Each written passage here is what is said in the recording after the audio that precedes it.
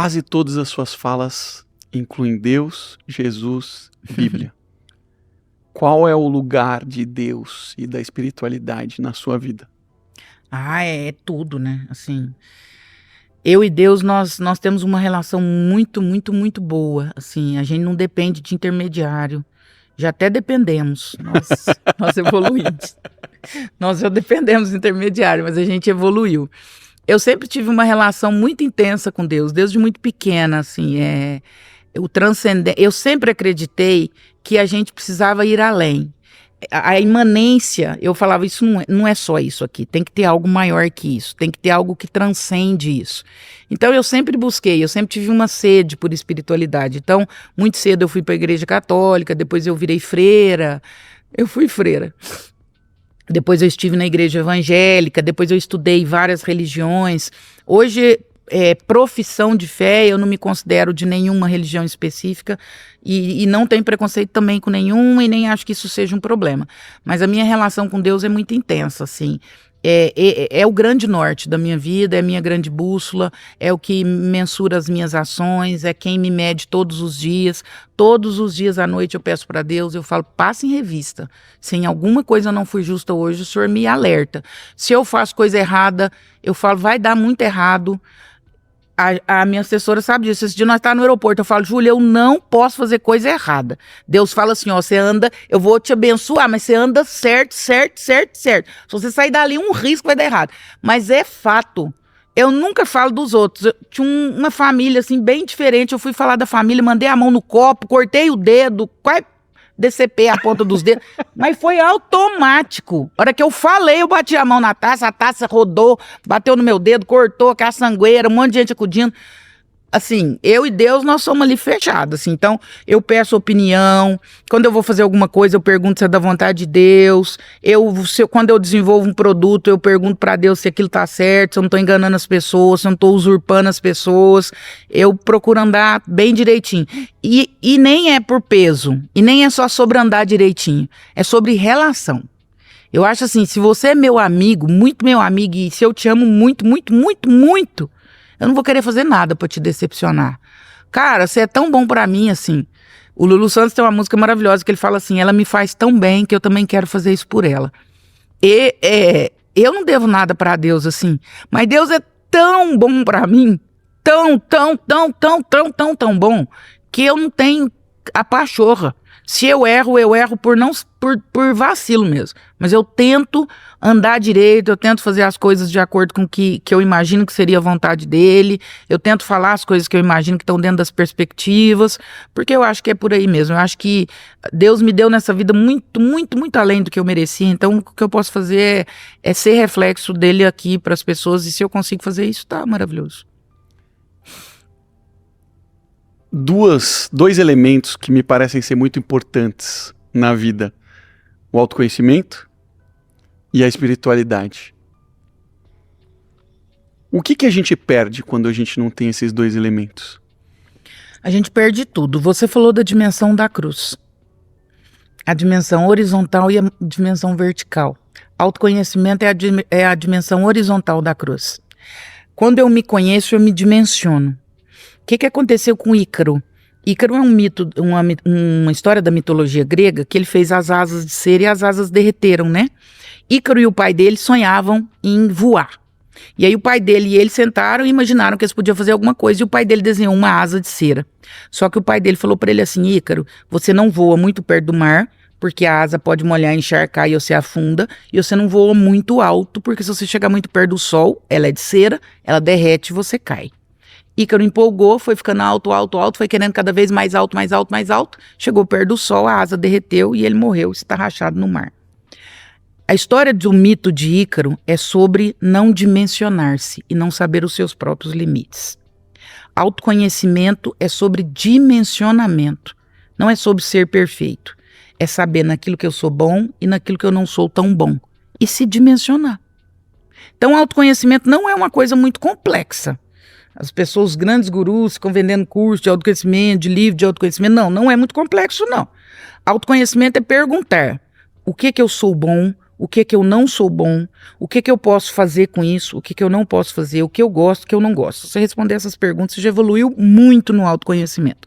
Então, 2 dimensões, você falou muito bem, autoconhecimento e espiritualidade, que são as 2 dimensões da cruz. Então, o autoconhecimento é a dimensão horizontal, é quando eu sei o que eu posso e o que eu não posso. Eu, Andréia, talvez eu saiba bastante a meu respeito sobre isso. Eu sei bastante dos meus limites. Então as pessoas dizem assim, por exemplo, na atualidade, nossa, tá levando uma vida corrida, né? Eu falo, não tô. Tá movimentada, mas corrida não. Eu conheço o meu ritmo de corrida. Eu saberia o que seria corrido para mim. Mas eu sei quando eu estou cansada, eu sei das pessoas que eu não gosto, eu sei das coisas que eu não quero fazer, eu sei das coisas que eu quero fazer, eu sei os meus valores. Então isso é autoconhecimento, é você saber das suas potencialidades. Sei também naquilo que eu não sou boa. Por exemplo, eu não sou boa de administração, eu não tenho muita paciência com papel, contabilidade, jurídico, não sei o que lá. Então isso eu terceirizo tudo. Eu não sou boa nisso. E eu preciso reconhecer que eu não sou boa nisso. Então autoconhecimento é dimensionar-se. Espiritualidade é verticalizar. É entender que existe algo para além de você. Eu posso muito bem maltratar ali um irmão de rua, se a vida terminasse aqui. Isso não faria diferença nenhuma. Mas existe algo para além de mim. A vida não se resume a você, bonitão. A grande maioria das pessoas acha que a vida se resume a elas. Você acha que você é o centro do universo. Não é. O que você faz reverbera na eternidade, em todos os aspectos. O que você faz ali com uma pessoa, você pode ter certeza que vai reverberar em alguma área da sua vida. Essa é a dimensão da espiritualidade ou da transcendência. A vida não se resume a mim. Tem gente que fica assim, eu não acredito em Deus. Você acredita em Deus? Eu estou muito mais preocupada se Deus acredita em mim. Eu estou muito mais preocupada se a vida que eu estou levando leva Deus a acreditar em mim. A dimensão da espiritualidade não é sobre ter fé ou ser ateu. A dimensão da espiritualidade é sobre transcendência. As pessoas confundem crença com espiritualidade. Espiritualidade é sobre transcendência. Então, inclusive, ateus podem ser espirituais, porque é sobre transcendência. É eu entender que a vida não se encerra aqui, que ela vai além. E se ela vai além, eu preciso me preocupar. Porque se a gente não faz isso, eu posso qualquer coisa. O Raul Seixas falava isso. Se Deus não existisse, tudo seria permitido. Ué? O que eu não posso fazer se eu não acreditar na dimensão da transcendência? Eu posso fazer qualquer coisa. Ué. Não tem limites. Ué. André, como é que podemos ter um relacionamento de quase 30 anos que você está casada? Quais são os detalhes que a gente precisa observar para conseguir resgatar o que me parece que estamos perdendo aos pouquinhos na sociedade, onde os relacionamentos estão tão voláteis? Para ter um relacionamento, né, eu tô com um casamento aí de 26 anos, primeiro a gente precisa ser mais realista e menos fantasioso. De perto ninguém é perfeito. Por que os casamentos e as relações hoje duram pouco? Porque as pessoas se relacionam com a fantasia e não com a realidade. A realidade, ela não é esse príncipe encantado todo. Casamento tem dia que o outro tá chato, tem dia que o outro não é aquilo que você espera, existe doença, existe ganho de peso, perda de peso, existe tantas perspectivas dentro de um casamento. Eu falo que quem conseguir levar um casamento até o último dia da vida já ganhou o céu. Você não passa nem no purgatório.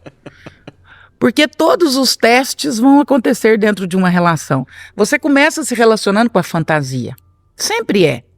Ai, o fulano é bonito, ai, o fulano me falou um negócio, ai, me mandou flores. É sempre pela via da fantasia, mas depois vai para a via da realidade. E a realidade, ela é mais difícil de suportar. Então, é entender que a sua esposa tem limitações, que muitas coisas vão acontecer, que muitas dificuldades vão acontecer. Então, a primeira coisa para que um relacionamento dure é você dimensionar ele dentro da realidade. O fulano não é perfeito, o fulano vai errar, o fulano vai me passar raiva. Em alguns momentos eu vou achar ele uma pessoa que eu não quero estar juntos, mas eu costumo dizer assim, respira, dorme e espera o outro dia. Se no outro dia você acordar e achar que vale a pena continuar com essa pessoa, dê mais uma chance. Não seja tão imediatista. Inúmeras vezes eu dormi desejando que o Jorge falecesse. No outro dia eu acordei. No outro dia eu acordei muito animada. Segundo, relacionamento é sacerdócio. Relacionamento é sacerdócio. Jesus diz assim, aliás, o apóstolo Paulo: marido, amai as vossas esposas e morrei por elas, como Cristo morreu pela igreja. O seu chamado, ele é pouquinho. É só morrer pela sua esposa. É pouca coisa que você precisa fazer. Só morrer por ela. É só dar a vida por ela. Relacionamento é sobre isso. Se você não está disposto a dar a vida pelo outro, dificilmente é possível que o seu relacionamento persista numa linha do tempo. Quando eu tive Covid, 2021, aquela desgraça toda, né? Você tinha dinheiro para fazer tudo, mas não tinha possibilidades. E o Jorge é asmático, tem bronquite e tal, e ele ficou muito ruim do Covid, muito. Pior que todo mundo lá em casa, eu também peguei. Só que no 10º dia eu comecei a piorar. E nós montamos quase uma UTI lá em casa, respirador, catéter de oxigênio. Só que no 10º dia eu comecei a piorar. E a fisioterapeuta me ligou, falou: André, liga lá na pulmonar, pede um catéter de oxigênio para você. Quando ela chegou, ela falou: cadê o catéter? Eu falei: menina, eu liguei em todos os lugares em Uberlândia, não existe mais catéter de oxigênio. Aí ela falou: mas você está saturando muito baixo, você corre o risco de ter uma parada respiratória até a ambulância chegar. O Jorge tirou o catéter do nariz dele e pôs no meu. Ela falou: você não pode, você também está muito ruim. Ele falou: se tiver que escolher alguém para morrer, que seja eu, que não seja ela. Os meninos precisam mais dela que de mim. Se tiver que escolher entre nós dois, permita que ela... Eu não quero ver ela sofrendo do meu lado. Eu vou segurar aqui com esse pouco ar que eu tenho, mas eu não quero ver ela sofrendo. É sobre isso, assim. É sobre tirar o catéter do nariz e colocar no outro. Casamento é sobre isso o tempo todo. Alguns dias ele fez uma cirurgia e a cirurgia acabou tendo uma intercorrência chata. Teve uma hemorragia e teve que voltar para o centro cirúrgico. Naquela hora também eu tive a mesma sensação. Eu falei: cara, eu posso ter todo o dinheiro do mundo, eu posso ter toda a vida do mundo, mas não vai ter graça nenhuma se não tiver ele para curtir do meu lado. 26 anos depois. Então, assim, para mim passa muito por essa perspectiva, assim. O Jorge já errou muito, eu já errei muito. A gente precisa se perdoar muito quase todos os dias, mas eu daria a minha vida por ele e eu sei que ele já fez isso por mim, assim. Eu vejo que ele prefere o desconforto dele do que o meu desconforto. E eu tenho certeza que ele pularia na frente de qualquer coisa por mim e para mim. Então eu acredito muito em relacionamentos que se aprofundam nesse nível. Você já percebeu que toda vez que tenta mudar, alguém faz você se sentir culpada por isso? É a amiga, a família, o marido, o ambiente, gente que diz te amar, mas te puxa de volta para o mesmo lugar de merda de sempre, e isso tem nome: mentalidade de caranguejo. Um sobe, os outros puxam para baixo. E talvez o motivo da sua vida não andar não seja a falta de esforço, seja o balde onde você vive. Não seja um caranguejo é o que vai fazer você enxergar isso. Clica agora no link na descrição ou no comentário fixado antes que esse ambiente destrua o resto da sua vida.